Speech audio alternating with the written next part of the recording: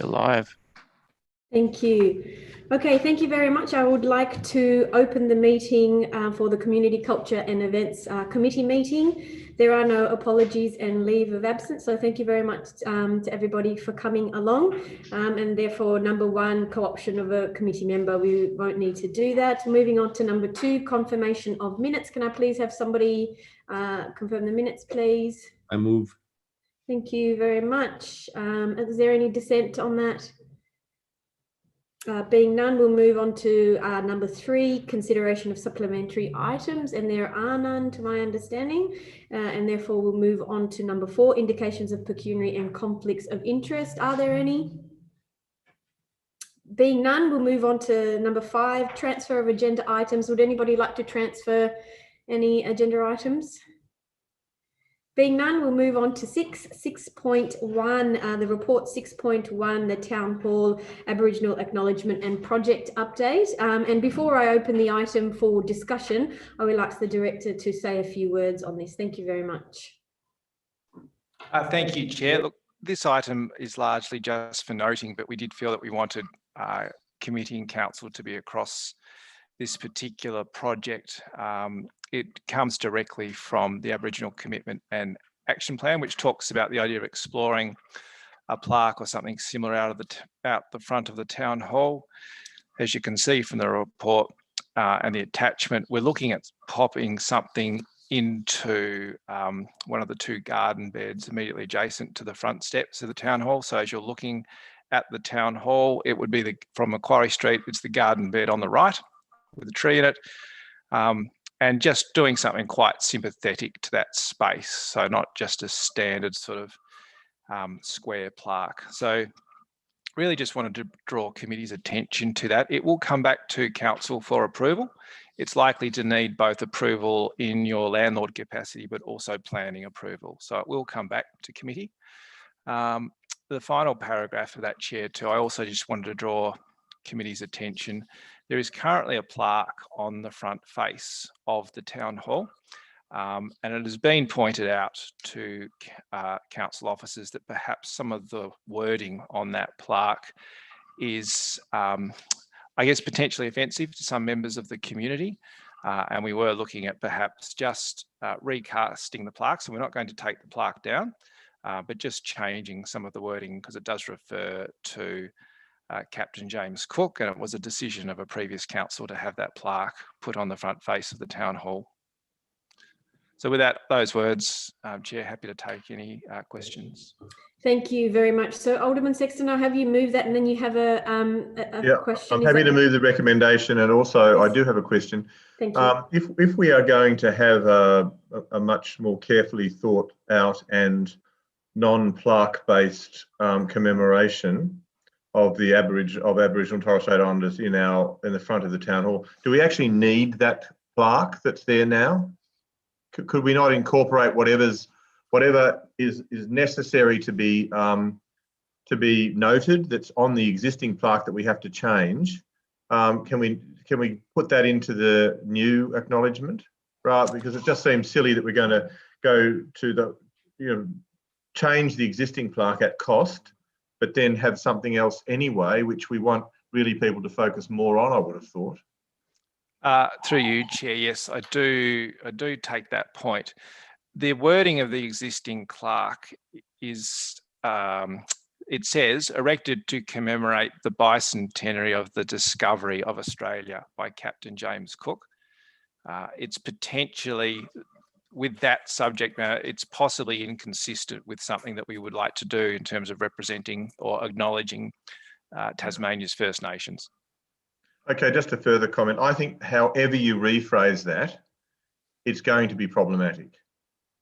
And it may not be problematic immediately, but it'll be problematic subsequently. So, I think we need to seriously consider getting rid of that and incorporating whatever it is that we think needs to be incorporated respectfully into the new artwork or whatever it's going to be. Because what are you going to say? Captain Cook invaded? I mean, what do you get? It's going to be very difficult to rephrase it in a way that's not going to offend somebody. I think we seriously need to look at whether or not we just ditch it and go with, think more carefully about what's going to be done with the new installation. Chair, through you, if I may. Look, we certainly taking it down completely is an option. The alternate we were looking at is simply to replace the word discovery with effectively the word arrival.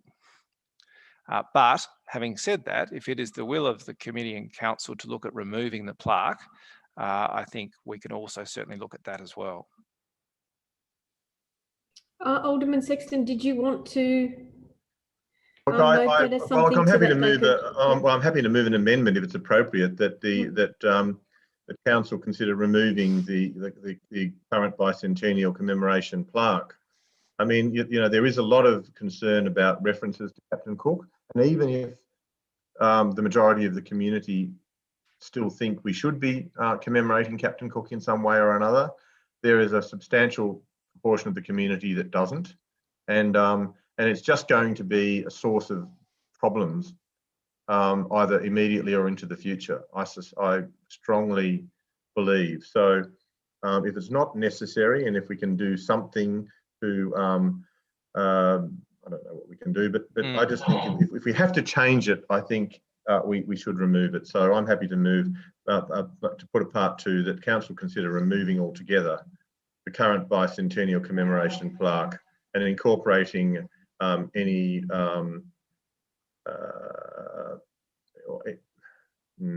any acknowledgement of white settlement, if appropriate, into the new whatever we're calling it. Through you, Chair. Installation. Yes. Yeah. Sorry.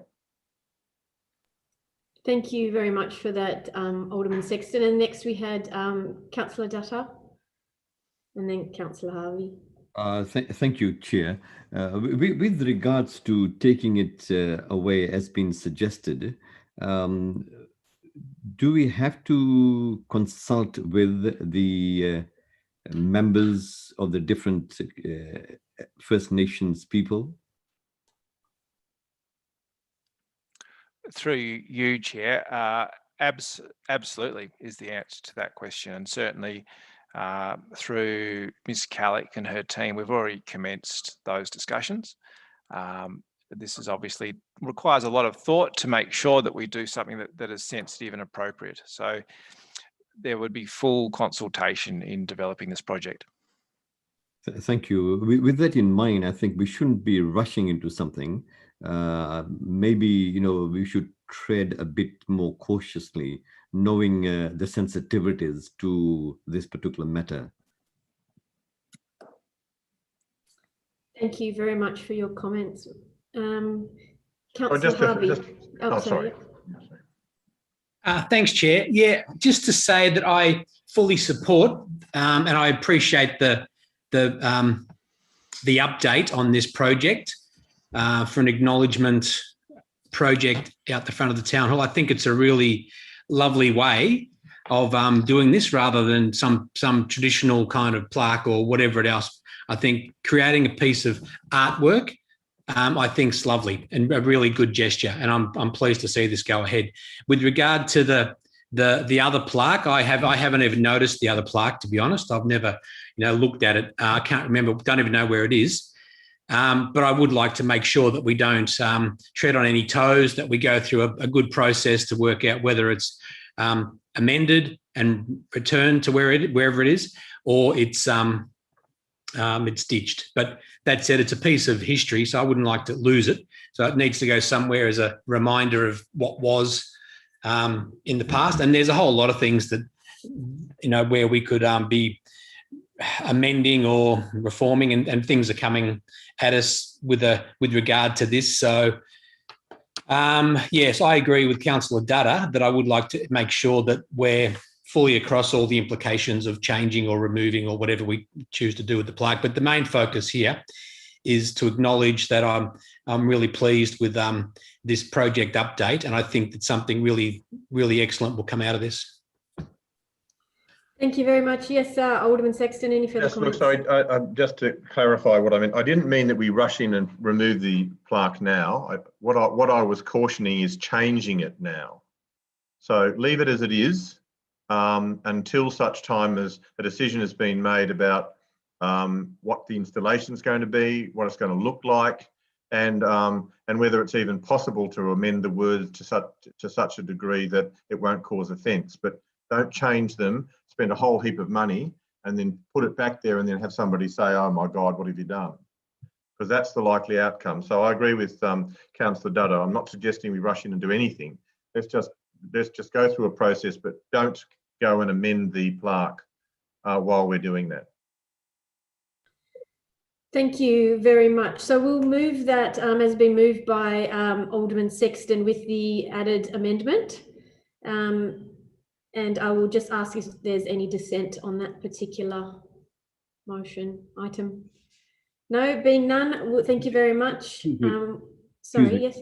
Can I just have that read again, please, if you don't mind, before I vote on it? Alderman Sexton, did you? Sorry, Mr. Banks, did you want to? Yeah, I can phrase what Alderman Sexton was saying, hopefully. There was a part 2. The council consider removing the bicentennial plaque and incorporating any acknowledgement into the new installation.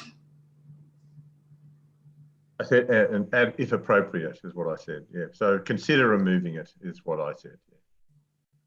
Yeah. And the decision may be to not remove it, but we need to consider it as part of the overall process. Thank you very much. And so that was the final comment. And once again, I'll just put it, is there any dissent on that particular item? Being none, that's unanimous. We'll move on to 6.2. Can I have somebody move that it be received and noted? Thank you, Councillor Harvey. And is there any dissent on that particular item?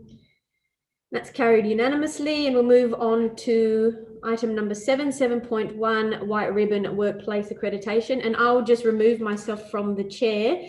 And if I could please have a motion put that Alderman Sexton take the chair for this particular motion. Thank you very much, Councillor Harvey. Any dissent on that? Being none, we'll move forward. Thank you very much, Alderman Sexton. Okay, thank you. So 7.1 is the white ribbon workplace accreditation. It's a motion brought forward by Councillor Sherlock, and I'll hand over to Councillor Sherlock to introduce the motion and move it. Thank you very much. Yes, I appreciate you introducing it. Thank you very much. I'm sure most of you are aware of some of the issues that had occurred with White Ribbon, and Communicare acquired the intellectual property and the remaining assets of White Ribbon in May 2020 after it went into administration in November 2019, and now aligns with Communicare's values regarding eliminating violence against women. I'm sure there's going to be many questions with regards to this particular item, but just as an overview, the accreditation program works as a standard with a number of items and organisations provides evidence against. The program is not aimed at celebrating the White Ribbon Australia brand, but it's about the policies. It's about the regulations and how effective they are, like the sexual harassment policy, family violence leave, and other supports, and also incorporates the culture of gender inequality in an organisation. And I think I will now move on to introducing the new Executive Director of White Ribbon, Mr. Brad Chilcot, to explain this program further. Thank you very much. Oh, hi, thanks, Councillor, and thank you everyone for having me. I'm coming to you from Ghanaland here in what we now call Adelaide, and pay my respects to elders past, present and future. To have the opportunity to speak with you all, and yeah, appreciate you giving me the time tonight. As Councillor Sherlock said, I'm the new Executive Director of White Ribbon Australia. It's been 9 months since White Ribbon relaunched. Some of you may be aware of some of the background. White Ribbon went into liquidation in late 2019 and then was taken over from the liquidators by an organisation named Communicare, who are a Perth-based community service organisation. And one of the great things about White Ribbon coming under the Communicare banner is that they themselves are both women's safety services and men's behaviour change practitioners. And so there's a really great link between the new White Ribbon and what's going on for men and women in our community. In the new chapter of White Ribbon, 9 months in, we've made a number of changes to maybe the White Ribbon you knew and perhaps loved or didn't love in the past. The ambassador program, for example, has been ended for a whole range of reasons, including some of the controversies that you've seen about former ambassadors. But more importantly, it's been replaced by a program called Community Partners, and it's non-gendered. People from any gender can be a community partner. And it's much less about celebrating men for not using violence and much more about recognising all of us have a role to play in partnering with our community to prevent the domestic violence, sexual harassment, sexual violence that we're all too accustomed to seeing in our media and indeed in our lives. So community partners don't just give speeches at White Ribbon Day events, they work alongside their community to develop approaches to changing the culture of inequality and disrespect that creates the space for violence and sexual harassment, etc., to thrive. I won't go into too much detail about all the other changes, apart from to mention something that might be also of interest to Hobart City Council. A new program for grassroots mobilisation is called Community Action Groups. And what this is about is us working with communities, however people think of community, whether it's geographic, faith-based, multicultural, sporting, or people who share a similar occupation. And we work with them to build a community action group, to do a community audit of what's already going on in their community to prevent men's violence against women, and then to develop a community-led primary prevention or prevention plan to recognise that men's violence is not unique to any community, but that the solutions are. In other words, the solutions will be different in Hobart and Launceston. They'll be different in a factory to a footy club, and they'll be different in a mosque to a church. And so we need communities stepping up to lead culturally and situationally, circumstantially appropriate ways of preventing violence in their communities. And then, as we're here to talk about tonight, workplace accreditation. Many councils across the country are accredited. At the moment, 15, even in the new chapter of White Ribbon. When White Ribbon went into liquidation, some workplaces decided to step out, but as they've seen the new approach and the new chapter, we haven't actually lost very many. We're up to around 300 workplaces across the country altogether who are part of the workplace accreditation program. It includes many household names. For example, Twiggy's Fortescue Mining Group, Minerals Group, sorry, is one of our accredited workplaces, but also the whole of Queensland government and the whole of South Australian government have engaged in workplace accreditation in this new chapter. That means they've made a decision that every one of their departments will go through this process. As Councillor Chilcot said before, the accreditation process is built around a standard. The standard includes things like workplace culture, leadership, policies and procedures. Workplaces provide evidence against the items on the standard.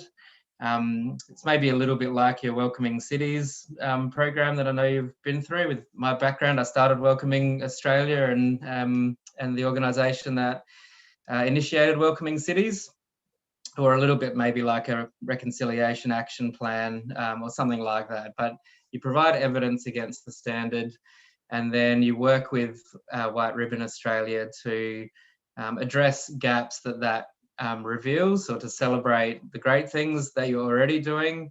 So a bit like an internal audit. Do we have a sexual harassment policy, and is it working in real life? Do we have supports in place for people who are experiencing family violence? Are our managers trained to know what to do when someone discloses family violence to them? And does our leadership, our elected members and our staff leadership, do they set an example of gender equality and respect in our organisation? It kicks off with a staff survey. I know there's millions of staff surveys that happen, so that often elicits a bit of a groan. But what that does is actually takes the temperature of your organisation in terms of their attitudes and understanding of equality, of respect, and of issues around family and domestic violence. And it enables you over the time that you are accredited to, re-accreditation happens every 3 years. It allows you to see how you're progressing and particular areas in your workforce or in your culture that need extra attention. And so that's really what workplace accreditation is about. Of course, many organisations are already doing great things and continue to improve and mature and get better at gender equality and respect and safe workplaces for everyone. What workplace accreditation does through White Ribbon is enable you to not just say you're doing good things or even to celebrate the good things that you're doing, but to have an external group kind of give you the tick and say, we've looked at the evidence. They're not just talking the talk or saying that their policies are making a difference. We've had a look at it and that's real. And so I'd really love to be able to work with you.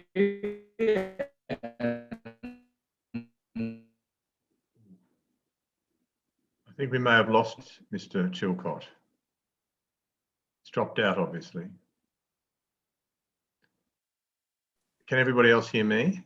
Yeah, I think that's true. Good. Okay, so look, here he is back again. Explore workplace accreditation. Mr. Chilcot, you just dropped. You dropped out. Mr. Chilcot, sorry to interrupt you. You just dropped out for a moment, so we can.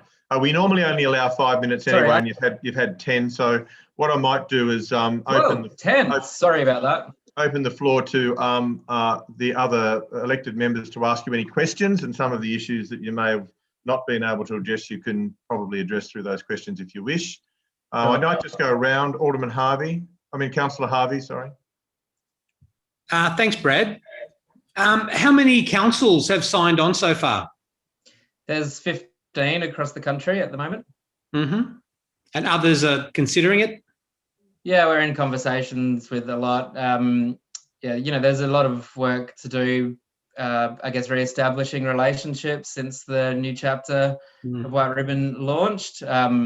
It's nice to do that via Zoom. It's much better to do it in person. So we've been doing our best to get around to people and say g'day and kind of rebuild that trust and tell the story of the new chapter.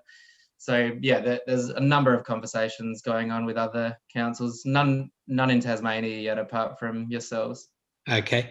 And is there a subscription fee and like servicing that's required on a yearly basis? There's a sliding scale of cost related to staff size. And so, organisations like your Fortescues that I mentioned will be paying a lot more than your council would be. It's over 3 years. I don't know how many staff you have, but it would be somewhere in the ballpark of $20,000 spread over 3 years. Mm-hmm. Okay. All right. Thank you. Councillor Ewan, did you want to ask anything? Yeah, thank you. I was really pleased to hear everything that you said, and thank you, Councillor Sherlock, as well for sending me through some information on it, because when I saw White Ribbon on the agenda, I was ready to come in and knock some heads together, because historically that organisation has been absolutely fucked, and I think really detrimental to the cause of equality for women and actually stopping violence against women. So really, really pleased to see the changes that the organisation has made. Not too sure why you're stuck with the branding, but that's not for me to decide. I'm actually really supportive of this motion and of us coming on board. With the costings for it, what I'm interested in is like more around what we're actually going to be getting for that. So aside from accreditation, is there supports like available to us? Like, for example, if I as an elected member am experiencing family violence, or if, you know, there are some problematic behaviours in other elected members, like what are you going to be offering to us for that? Yeah, that's a good question. I'll first address your question about the branding. The reason that we chose to do that, just out of interest, is that definitely there are many people like myself and yourself, Councillor Ewan, that didn't like the old expression of white ribbon. But outside what is in the end quite a small group of people that had that perspective, most average punters just see the white ribbon and think ending domestic violence, that's great. Like, it had 95% brand recognition in Australia. So my idea, I guess, and hopefully it's a successful idea, is to be able to reinvest that brand with new meaning and you know, real pathways to create change. So that's the reason we did that. White Ribbon itself doesn't do services, I guess. What we do is work with workplaces to help them establish some of those processes and procedures so that you can have a safe workplace to have those conversations. But we also connect workplaces with training organisations and others that can kind of address some of those internal challenges. In practice, what we provide is a workplace accreditation advisor who sticks with you throughout the process. We bring together like best practice models from, you know, other councils who have gone through this before, or from, you know, Our Watch or ASU or other great organisations that are developing workplace tools, and make sure you have access to all of the best of what is out there. And say, just off the top of my head, your evidence submission reveals that your sexual harassment policy is 20 years old and there's no safe person to talk to in the workplace if you're experiencing harassment, then we work with you to kind of develop a best practice sexual harassment policy and procedures internally. So it's not that we deliver them, but we're there as kind of, expertise brokers and best practice resource providers and that kind of thing. Does that make sense? Yeah, thank you. And just quickly as well, of the 15 councils who are currently on board, are any of them post rebrand? Yeah, most of them have. I didn't mention the ones that have dropped out, which is 2 or 3. So the rest have re-engaged with us since rebrand. And in fact, we've had new councils since the rebrand as well that were never involved before. 2 here in Adelaide, where I am, have passed motions like the one you're... Actually, I think I provided Councillor Sherlock with one of the motions that was passed here in Adelaide by Teacher Gully Council, just as an example, and they're fresh to the program after the relaunch.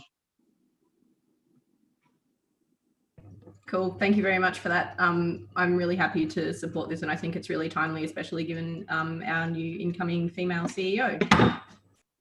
Councillor Dutta, did you want to ask any questions? Thank you, Chair. Yes, I do. Having heard about the cost that it was going to cost us around about 20,000, that would mean about, say, approximately 7,000 a year.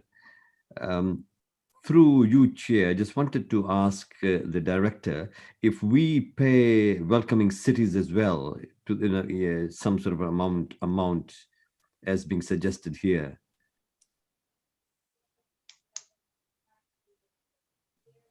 Sorry, Chair, through you, was the question how much do we pay welcoming cities, or will we be? Can we afford to pay this membership? Yeah, so the two aspects to it. One is, are we paying welcoming cities and how much? And then secondly, to consider that it's going to be approximately 7,000 in the current climate, where do we go from here? So Councillor Dutta, at the moment, we're just asking questions of Mr. Chilcot, and then we'll move into discussion of the actual item once we've freed Mr. Chilcot of the burden of questioning. Thank you. Sorry. I should just say that I'm not with Welcoming Cities anymore, apart from sitting on the board. But I started that organisation 10 years ago and still take some interest in it. Okay, Councillor Sherlock, did you want to make ask any questions of Mr. Chilcot, and then we can go into discussion? No, thank you. And thank you for taking the chair, Alderman Sexton. I appreciate it. Thank you so much, Brad. Really appreciate your overview. Thank you. I suppose I did want to say, maybe you wanted to, Brad, just point out with the accreditation program, how many different criteria there are and so forth. Now you've got me on the details. There's 3 categories that the standards relate to, and I think there's altogether 15 items under the 3, like altogether under the 3 standards. So, and then so the standard itself is pretty simple, and then we provide guidance around the evidence that you need to provide to kind of meet those 15 or so items. Thank you. No worries. Okay, so if you're free to leave, Mr. Chilcot, or you're free to wait to sit and watch, I imagine. So I'll now open the item for discussion. I think I might just say farewell because I've got a webinar to run shortly. So thanks everyone. Appreciate your time. Thanks, Councillor. Thank you. Thank you. Okay, so now I'll just run around again. Councillor Harvey, did you want to make any other comments? I think you've already indicated that you're supportive. Any other comments in debate? No, I'm supportive of getting a report. Yes, thank you.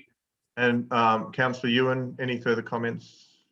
No, thank you. I'm supportive. Now, Councillor Duddy, you were asking questions about the costs associated with a different program. Yeah, and I suppose if it's going to come in the report, then it's fine. But I just wanted to know if there was any figures available at this stage at all. Chair, through you, there's no membership per se for Welcoming Cities, but there is a fee for if we chose to be accredited. So at the moment, we're not accredited through Welcoming Cities, and I understand the fee for that is about $3,000 or thereabouts. As to the cost of participating with White Ribbon, then of course we will address that through the report, and of course it will go into our budget thinking if it's the will of the council. Thank you. Thank you. Councillor Sherlock, any final comments that you wish to make? No, thank you very much. Okay, so I'll now put the motion. Does anybody oppose the motion as put forward by Councillor Sherlock? No, if not, then I declare it carried unanimously, and I'll hand the chair back to Councillor Sherlock. Thank you very much, Alderman Sexton. And now we'll move on to item number 8.1, Committee Actions, the Status Report. Can I have somebody move that? Thank you, Councillor Ewan. That's great. Do we have any discussion on that? Any questions? No, being none, I'll put that. Is there any dissent on that particular item? Being none, we'll close that item and consider it carried unanimously. Move on to point number 9, questions without notice. Are there any? No, being none, we'll move on to item number 10, the closed portion of the meeting. Can I have somebody please move that we close the open and open the close? Thank you very much, Councillor Ewan. Thank you.